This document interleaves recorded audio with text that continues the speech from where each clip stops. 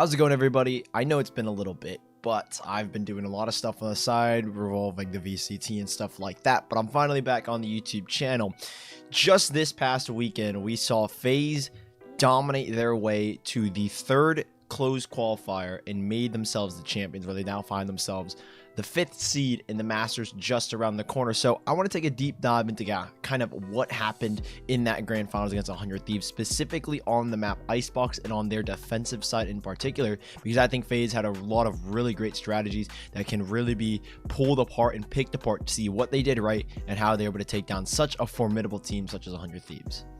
So before we really jump into this video is going to be broken down really into 3 main parts, and that being Faze's 3 main defensive setups: a B push, an A push, and then a different variation with a mid push. And in each little section, we're going to have small variations where I'm going to describe and talk about what Faze did that maybe differed from their standard variation. So I know that's a little bit confusing, but hopefully you can stay with me for just a little bit longer. Let's head right in. So before we really even jump into this, let's take a quick look at the defensive composition that Faze has gone for. So starting it off, Corey on the Raze, Raucus on Sova, Zachary on Omen, Babybay on Jet, and Marved on Sage. So you may notice that there's one major component missing, or I really wouldn't say missing, but that is not apparent on the side of Faze when in comparison to most Icebox teams, is that they're lacking a Cypher or a KJ. Now, from the outside view, that seems really weird, but then you think back to other teams that have done this setup as well.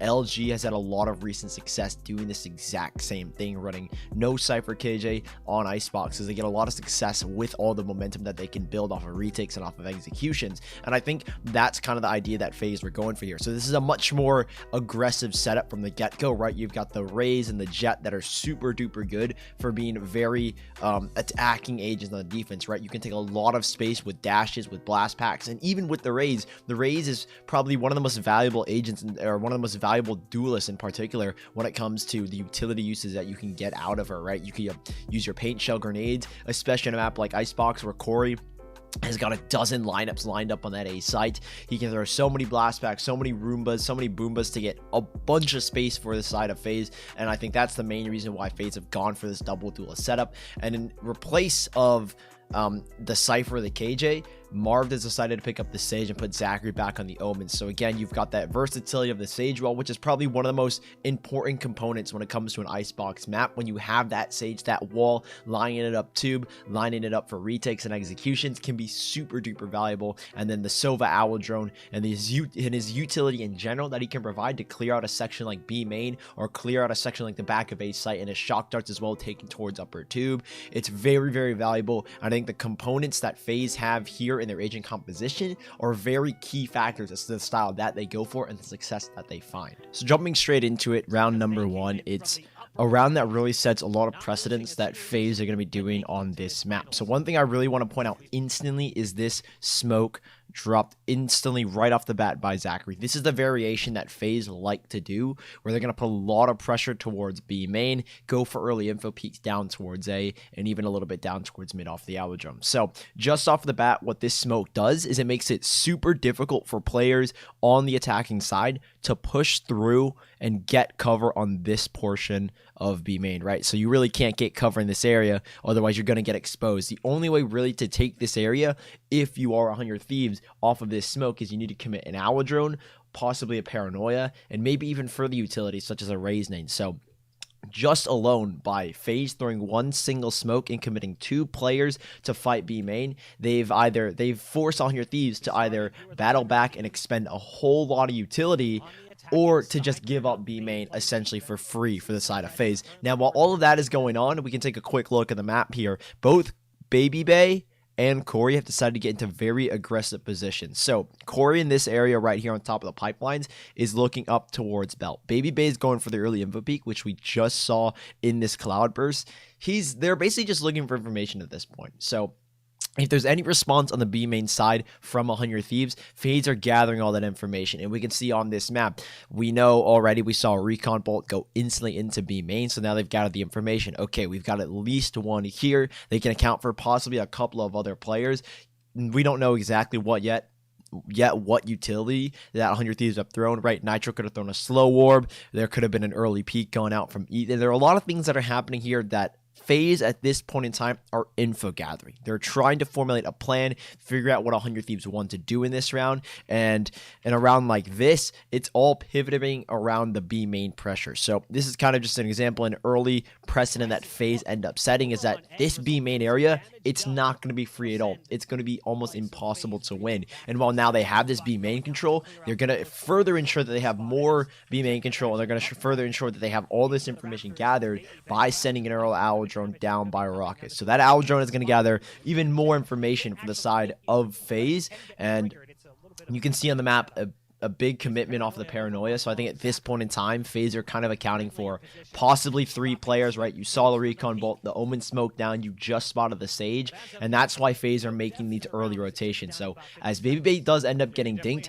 he's going to start to wrap all the way around. Raucus will start to follow suit as well, not before checking mid. Once he checks mid off of that info peak, he's going to ensure that nobody's going to go on their flank, but just in case, they again always have someone watching it. So in this case, it's Zachary that's just spawning towards mid. If Rockets gets caught on the wrong timing, Zachary will always have this mid under tube area covered just for them, and Rockets can get a lot of information while crossing through bridge here, checking into kitchen if he wants to, and stuff like that. So Faze are able to make a very early rotation because of the info play that they went front A, right? Because of the B main control that they had early on that gave them all this early information, the owl drone going down towards mid, and that's where they were able to get a really strong setup on the B site where 3 players are now pivoting around the yellow box and default. So that's why Faze had a really strong defensive round here. The setup was crispy, and it was very clean from them and very well thought out. So those are the pros of what Faze are doing with their super aggressive nature, is they can get a lot of info plays, they can get a lot of things going. Now the round, it doesn't necessarily turn out the way, or the retake doesn't necessarily turn out the way they would have liked, but you can, again, see those ideas there, and the retake that they actually end up committing to this one is pretty good. So here are a couple things that maybe 100 Thieves didn't do necessarily to the best of their ability. Just off the bat, Faze, they're kind of just scouting out the site, trying to figure out who's where and what's going on. So now they know that Steel's down towards mid. The problem here with Steel's positioning is that the Sage wall kind of isolates him, right? He can't really do anything at this point in time because that wall is up. He can't really fight much. And while Faze, they end up losing the round, it's, again, that idea of B main pressure and something that allows Faze to continue to push forward and get more momentum, even though 100 Thieves take that round. So moving into the second round now, it's Faze kind of doing the exact same setup, but a very small variation. So again, it's kind of the same thing with putting a lot of B main pressure, and so obviously with the same thing, Corey and Babybay putting a lot of pressure on A main, getting a lot of information. Once more, that smoke drop towards B main is the biggest thing. Zachary now dropping the second one-way smoke, but one thing that's really, and that's majorly different, is that Marved is pushed up towards tube. So what this is now allowed to happen, and if we rewind just a little bit, Marved having this angle down towards tube is going to give the confidence to the rest of his team that he basically has this area covered, that from the get-go, this mid position is all of Faze's, right? So early on, they've got this part of the map under their control, and they've got B main under control. So that forces now 100 Thieves to really try and fight heavily towards A main, because they really have no ground elsewhere. Or if they want to try and retake towards the B side, they're going to have to commit owl drones. They're going to have to commit paranoias. There's going to be so much utility that needs to be expended by 100 Thieves in order to take back B main, in order to retake back towards mid position. And once more, Marv's positioning allows Raucus to help out Zachary in this positioning, and you let Babybay and Corey do the same thing. The reason why for Babybay and Corey, it's pretty self-explanatory. The two are just literally nuts. Like I can't think of any tactical reasoning. It's just because you're not gonna win a fight against both Babybay and Corey. Like, it's just, the chances of it happening are super duper slim. So that's why Faze have a lot of faith in Corey and Babybay getting really aggressive, and well, there's just a perfect result as to what happens. You get a free kill, you pick off the biggest threat and around. And the biggest threat in this matchup in total is Asuna. Asuna down within the first 20 seconds of this round. He's the first kill to go down. So a lot of pluses already for Faze. And so in this position now, Marv just heard an owl drone. He can presume somebody may have crossed. So he's going to feed that information back to Raucus. And that's why Raucus does end up checking back here, right? He was back towards yellow here.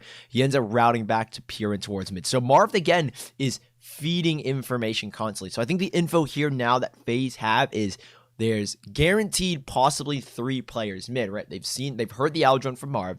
They've now seen and heard the wall from both Corey and Marv, and now Steel's been spotted out here. So the information that Faze have now is 3 players committed to this side. Now we've taken down the first. Marv has got time now to try and push out. So now they know where these last 2 players are located. The retake setup here for Faze is perfect. Again, control on all extremities. B main pressure is theirs. They take the early fight A main. They shut down any A push. They've got a lot of info gathering utilities down towards mid. And by utilities, I literally mean a legitimate person. Marv just sitting in tube gets all that information. So that's how Faze are able to really close out this round. Is they've got a lot of pressure, they've got a lot of control, and they can put a lot of pressure on 100 Thieves early on. And the retake positioning as well is super difficult for 100 Thieves. You don't have B main control. You're really stuck in towards this alt mid area, and that's why it makes it super duper difficult for them to hold it down, because you don't have anybody holding the plant that would usually be in this corner,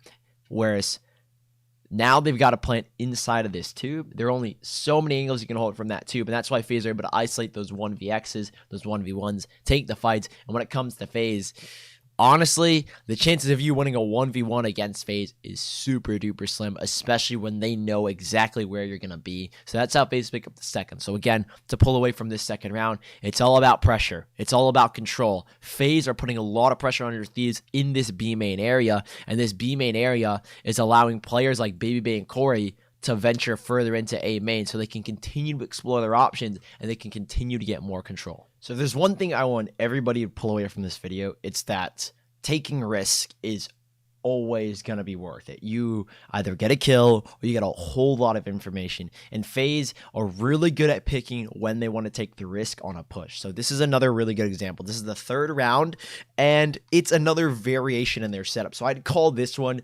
the second variation that Faze end up doing. This one is a lot of pushing towards A main, right? A lot of focus on A, and you can see that just off the positioning. So right off the bat, you've got 3 players posted up on the A side. You've got now Marv making an adjustment towards mid, and then you've got, again, Zachary doing the same thing. He's going to drop the one-way smoke. He's going to put pressure onto B main. He's going to ensure that to his team that he has B control, and they can just do their thing on A. So now with this kind of slight change, what this is going to allow Faze to do, as we talked about it earlier in the first 2 rounds, is they've already set the precedent that B main is going to be impossible for 100 Thieves to take dry. You need to commit utility.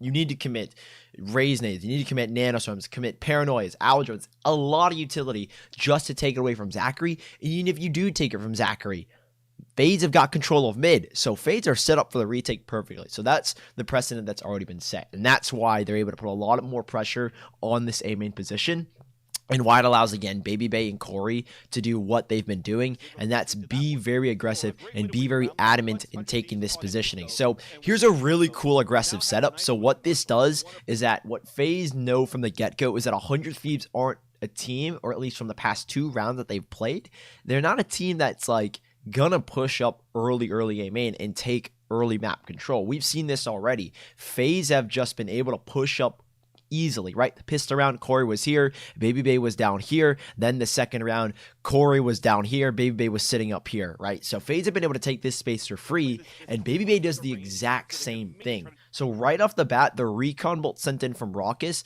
which ended up, if we rewind just a little bit, landed in this back positioning. So we'll wait for the tick. There's that recon bolt. It ticks instantly 1, 2, 3 players. So Babybay knows location of 3 players. He knows 2 are top belt. So that's why he ends up pre-aiming this area, or I guess where his crosshair is, this positioning. So off the bat, that recon bolt draws the attention away from 100 Thieves for a split second that lets Babybay get into this super advantageous position. And once more off the bat, through the grates, he picks off Asuna. That's the biggest thing. He's taking on Asuna right off the bat. Sorry about bumping into my mic. One of the biggest threats that 100 Thieves have has been eliminated within about 1, 2, 3, 4, 5, 6, 10 seconds. That's a big thing there for 100 Thieves. They've lost their biggest asset when it comes to opening up sites, as that's their only duelist. That's the only player, the only hero, the only agent that's able to make space when entering into a site. So there's also another really cool setup here where we talked about how this is a kind of a slight variation. Well, I'm going to dive deeper a little bit as to how that's possible.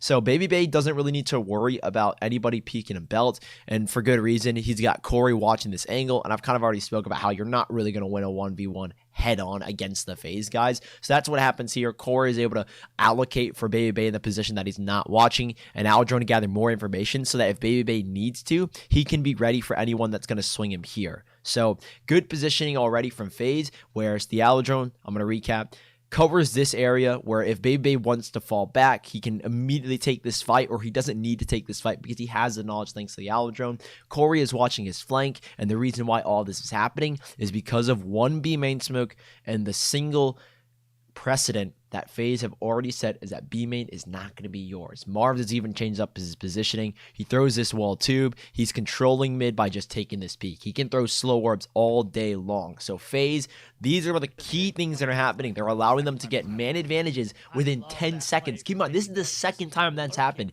They did it in the second round, and now they're doing it here in the third.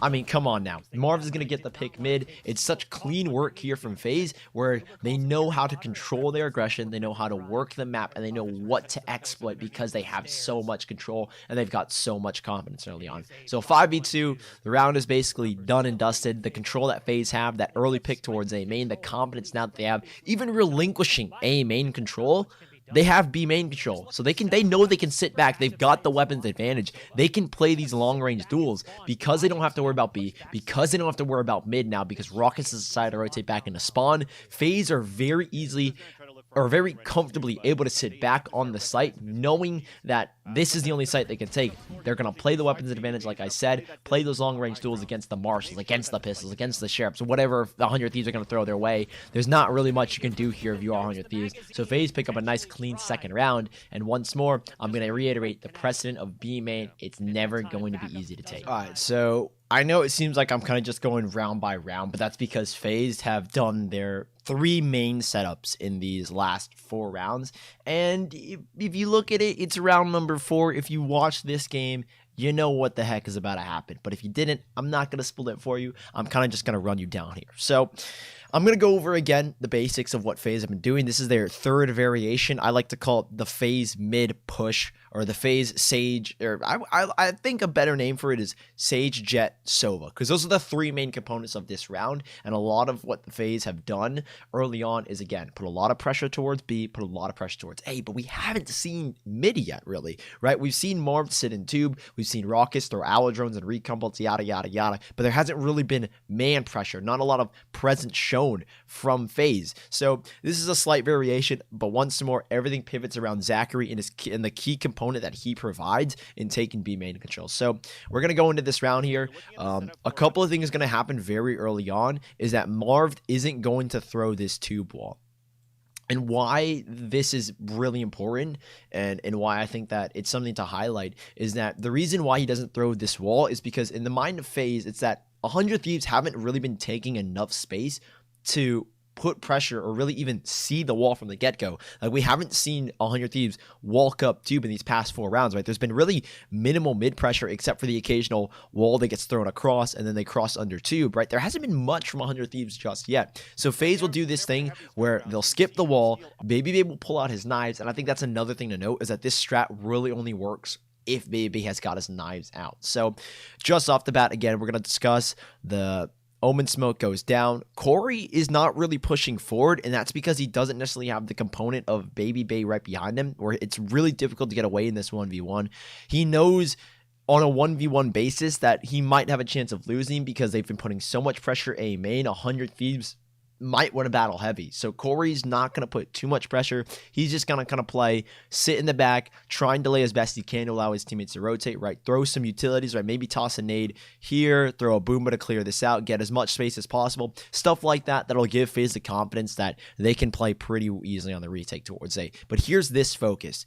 down towards mid. What we've got right off the bat is a recomp ult that's going to buy a lot of information for Faze, as if there's anybody in this general vicinity. I know that's really scup circle, so I'm going to redraw it. In this general vicinity, so they're doing a combo here where Marved is going to take the first contact and get information relay back to Babybay. So with this smoke going down, the fact that Faze know that 100 Thieves haven't really been pushing into tube at all gives a lot of confidence for Marv to say, okay, I'm just going to take this space. We haven't seen a utility. They've never fought for tube. I'm going to take up this area, and I'm going to try and help Babybay out here and set him up for success. And don't even get me started again. The single Omen smoke. I know I said it earlier. I'm going to say it again. Omen smoke, B main pressure is everything in this round. Now, 100 Thieves do actually try to counter, but there's an instant response from Zachary. It's to, okay, I'm just going to leave. I mean, we've got really strong positioning. We've already pushed down mid. We've already got a player snowman. This retake, if we have to, shouldn't really be too difficult. So, while Marv does end up going down, what his death ends up doing is it feeds Babybay information. So Babybay knows there's presence mid, and knowing Babybay's like, dude, you're not going to go down with no trade. I'm going to instantly trade you out. So now Babybay has taken the fight mid. He's committed the revive, and now they set up a combo here where there's a bigger reason why Zachary ended up taking this TP back. So he falls back to site, repositions over here, or not there, apologies. He repositions over towards here where he can send an instant paranoia for Babybay to retake the fight mid. And those are the big things that happen here. So there it is on the minimap. Zachary, who we saw earlier, TP from the front of green box back to the side of B main, now repositions to throw a paranoia down to help Babybay even further. So Faze, I would essentially call it cutting noise, is that they take the early fight mid, then they kind of just leave it. They just leave it. You've traded 1 for 1, you leave it because you're trying to bait out the revive, which I think is the biggest thing in this round, is that Faze were necessarily trying to just fight mid and then leave. They were baiting the revive out. So with Faze, after baiting the revive out, that's why Zachary makes that rotation. I know I didn't make that apparent in the beginning, but that's because I want this round to play out so you guys can understand it as we go along, if maybe you didn't see it during the actual game. So Faze, B main pressure, reposition from Zachary, bait out the revive off of Babybay's first kill, paranoia to retake towards mid. Now that may not have been their initial plan, but it works out pretty favorably, and I think by the position that they had, it probably was their initial plan. And that's the biggest thing, is that Faze have this idea built in their mind, and they execute it perfectly. They make mid-round adjustments. Had maybe Marved not go down, had they maybe taken down the Sage, they didn't need to make that adjustment of throwing the paranoia down towards mid. So there again is their third variation of taking down towards mid. Now I'm going to skip a couple of rounds, and we're going to jump to a little further in this half so I can show you what it's like in a full rifle round with maybe one of their other setups.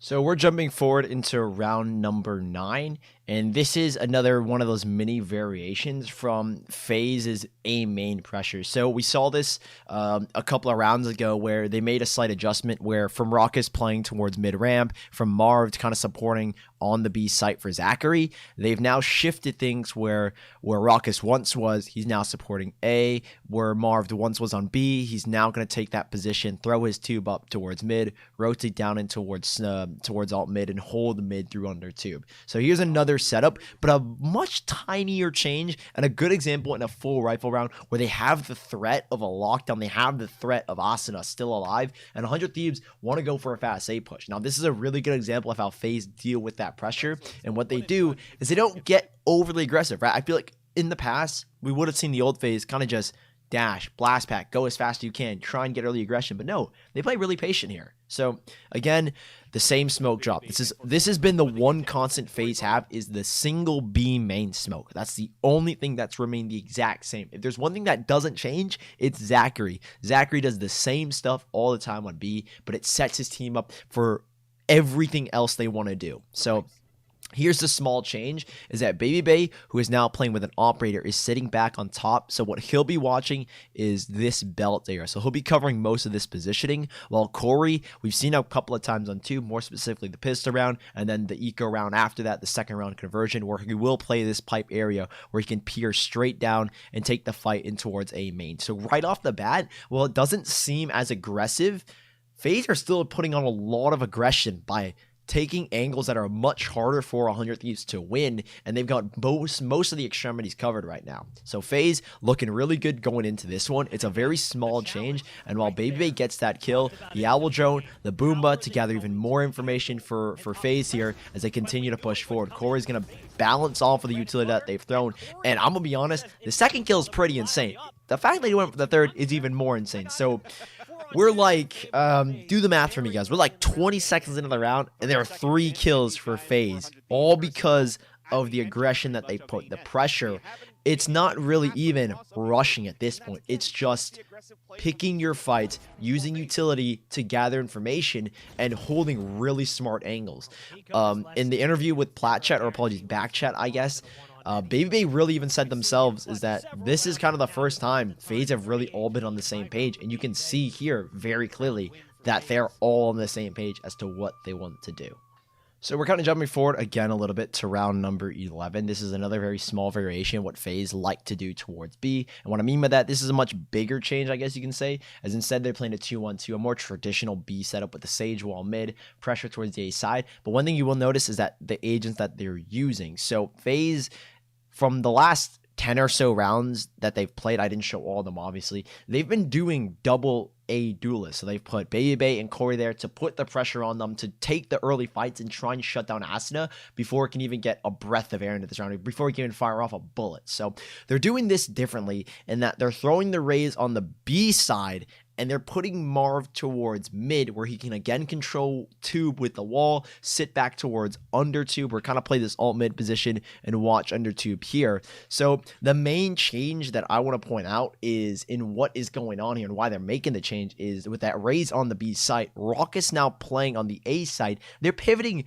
pretty heavily around this revive. So Marv is in a position where he can make quick rotations to get the revive up, right? They're not going to take an early fight A. That's really reckless because you don't have the support now of Corey. But what they're pivoting around is Corey's showstopper. So I'm going to play the round out. And so from the get-go, FaZe are going to put pressure B, right? This is like mainly a big change because they really only did this in the first and second round, where now in recent times or in the past couple of rounds that we've showed you is that they don't really push B. They kind of just throw a smoke and let it happen. So this is a really big change of pace. And what they end up doing here is they put a showstopper that puts so much pressure. You can instantly see Valhiko decided to throw an owl drone to try and take this positioning. And I spoke about that earlier in the pregame, or in the pre-show, if you will, or I guess the agent comp discussion, about how the Sova can clear out B with owl drones, with Hunter Furies, with shock drones and stuff like that. While Hiko has it cleared out, Corey's going to instantly take it back, right? Hiko has to run. So now what's happened here is information deprivation, is that what they know right now is that they guaranteed only know one player is here. So what they could be thinking is Zachary could have just instantly left. Zachary could just be rotating all the way back to A, or he could be coming to help fight mid with Marv. So what now happens in the mind of 100 Thieves is like, they don't know where really anyone is on this map anymore. There's been no pressure shown on A, which is super unorthodox for FaZe, as they've done so much of a commitment towards A. And now with that pressure towards mid, that pressure towards B, I mean, there's only been one person shown guaranteed, and with an Omen, you can really throw those smokes from almost anywhere on the map, excluding in the back of A onto that B main area. So it's pretty difficult here to pivot around. If you are the likes of 100 Thieves, you have no information really, and you're kind of playing a blind game, and that's why FaZe are able to keep on pushing. Now, I'm not going to lie, I'm not going to say that this round was really well done by FaZe. The ideas are always going to be there, but dude, they just get punished super heavily here towards B main. But before we actually go into that, obviously you can see the count on your kill feed. Just to double back for a quick 5 seconds, one thing you may not have noticed is that both Marved and Raucous ended up clearing this mid position, so that's why they're rotating back to their respective areas. And it's big in the sense that Marved instantly comes back to support because he knows that mid area is going to be pretty covered. And so anyone rotating from the side of 100 Thieves back into B main, what reason would you have to expect that there's gonna be 3 players that were holding that position? Probably little to none, right? You expect 2 at the most. But now what's happening here as well, they have given up mid. They have B main control at the moment. So the retake now, you're gonna see it in just a little bit, how difficult it's going to be for 100 Thieves, because if you plant in your normal spot where most teams like to plant, which is either top nest or in the bottom here to play the post plant from here, play off of your Hunt Jasiri back towards B main, play off of your Nanostorm and stuff like that. You can't really do that just because Marved is still sitting in B main, and you don't really have Snowman control as well. So the plant is going to, again, kind of what we saw in that second round where Faze put a lot of pressure B, is you're gonna have to stick around in this main area. You really can't do anything, and when Marv gets that kill, he brings the life back off the revive, and so there is where that showstopper and revive is being pivoted around. Marv rotated back from mid, back into garage, and all of a sudden, FaZe have evened it up. Despite Ethan getting 2 major picks, 1 trade and 1 revive brings it back to a 4v4, and once more, no B main control, no Snowman control. You've got to stick in the site, and you can no longer play off that Hunter Siri. So FaZe, right off the bat, you can see instantly the repercussions that 100 Thieves have to go through because of the fact that FaZe they're just doing their thing. Like, there's that post plant, everybody's congested into the middle of site, and I mean, there are so many angles, and the fact that Marv brought back Corey is massive, because now Corey's got his paint shell, which makes the retake even easier to clear out angles. It's a 3 versus 4, but still FaZe have got a lot of good principles going for them, and they're playing really well off their utility, which is something that I feel like people are finally giving them credit for, which I won't lie, they didn't really do priorly, is that they really didn't play off of the util as much. And while, again, FaZe don't win the round, you can once more see the little variations that they're doing and why it's so difficult for 100 Thieves. Now, I won't lie, in the post plant, it was really well done by 100 Thieves. A lot of great crossfires being held, but also FaZe kind of sticking around, playing solo, and not really clearing angles as a group. So well done to 100 Thieves there. But once more, that's a really big highlight as to what FaZe are doing really good so far in this round. Or apologies, in this half. So jumping now into the last round of the half, it's looking really good for FaZe. On the defensive side, they don't really even have a defensive composition. And something that we should highlight, and something that Van Silly himself even said in the middle of this game, is that FaZe don't need a Cypher or a Killjoy, which is kind of, in quotes, the block or like the wall that sets up on sites. You don't have a wall necessarily, because you've got 2 duelists that are literally a brick wall that fights back, is what I'm getting at, right? You have a wall that punches at you as you try to punch through it. So that's what FaZe have got going for them, and I'm going to let this last round kind of speak for itself, but I am going to try and walk you through as to the mindset here of FaZe. So obviously, I know, dude, I've said it like 20 million times at this point in time, B main smoke to give them B main control. Now, there are a couple other things that is going on, is that off the bat, I'm going to rewind just a couple of seconds, is that we're going to see a recon bolt thrown here and a wall thrown up into tube. So what this does instantly for the side of FaZe is, boom, mid control obtained. You know they can't go up tube. There is a single smoke here to fight back, but that recon bolt gives you that reassurance that nobody's taking it. So that's why FaZe, and that's why really Rockets is going to rotate instantly back to A, is because they've spotted no one A.